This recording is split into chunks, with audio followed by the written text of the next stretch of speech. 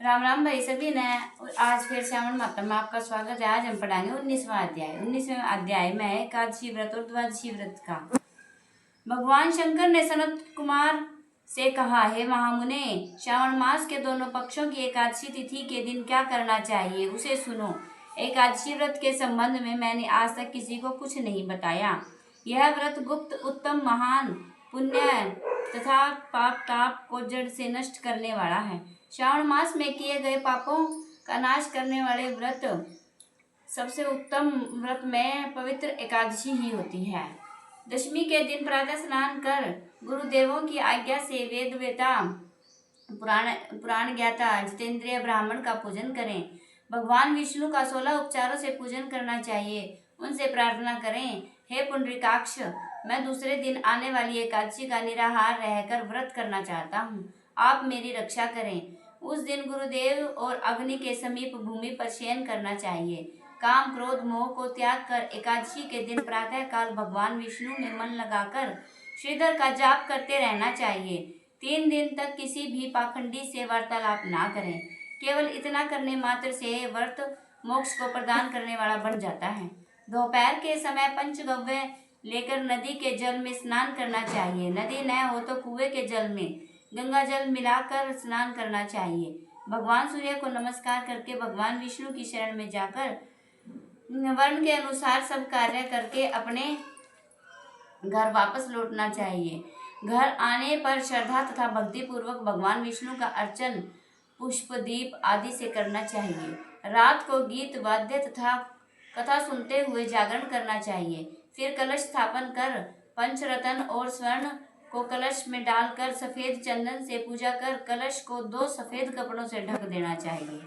देवेश की प्रतिमा शंख चक्र गदा से युक्त कर उसकी पूजा करनी चाहिए।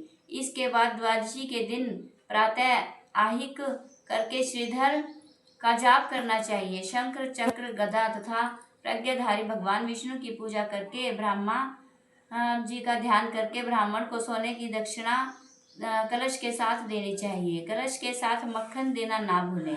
भगवान श्रीधर, आप प्रसन्न होकर मुझे लक्ष्मी प्रदान करें। इस प्रकार उच्चारण कर श्रेष्ठ वेद पाठी ब्राह्मणों को भोजन कराकर अपनी सामर्थ्य अनुसार उन्हें दक्षिणा देकर विदा करना चाहिए। अपने नौकरों को भोजन कराकर गऊ को भूसा देकर स्वयं बंधु बांधवों सहित भोजन करना चाहिए। इस प्रकार शुक्ल पक्ष और कृष्ण पक्ष दोनों तिथियों का व्रत का विधान एक समान ही होता है। शुक्ल पक्ष में श्रीधर और कृष्ण पक्ष में भगवान विष्णु जनार्दन कहे गए हैं। अब मैं तुम्हें द्वादशी के दिन विष्णु भगवान के निमित्त पवित्रारोपण के संबंध में बताता हूँ।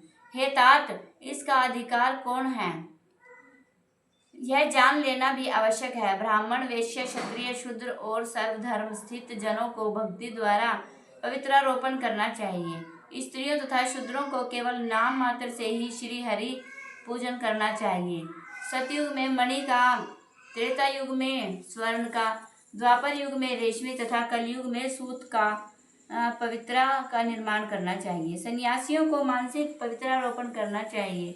पवित्रा को बांस के पात्र में रखकर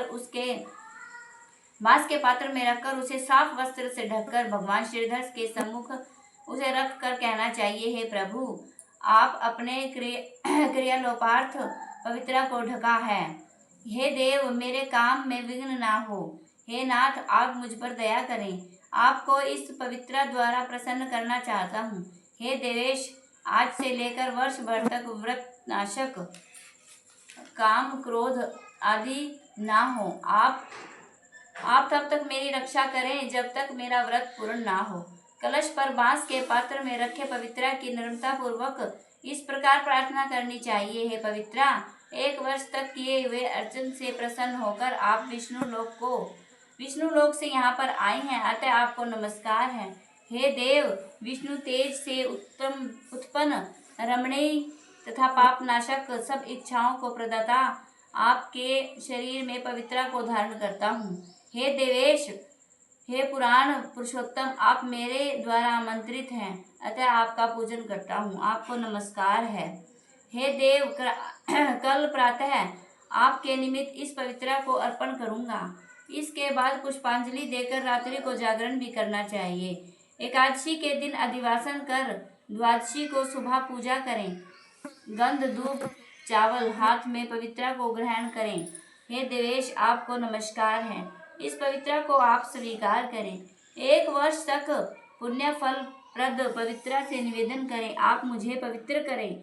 हे देव, आपके सुप्रसाद से मेरे से जाने अनजाने जो भी पाप हुए हैं, उन पापों से मैं पवित्र हो जाऊं। मूल मंत्र द्वारा पवित्रा को सपुष्टित कर नैवेद्य देना चाहिए।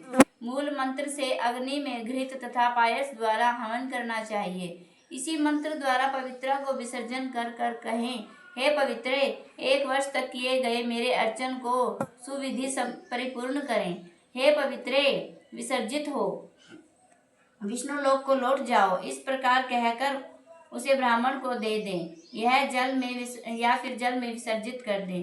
हे वत्स, जो मनुष्य हरि का यह पवित्रारोपण करता है, वह इस संसार में आनंद को भोग कर अंत में विष्णु लोक को चला जाता है। बोलो शंकर भगवान की जय। श्रावण मातम की जय। हर हर महादेव।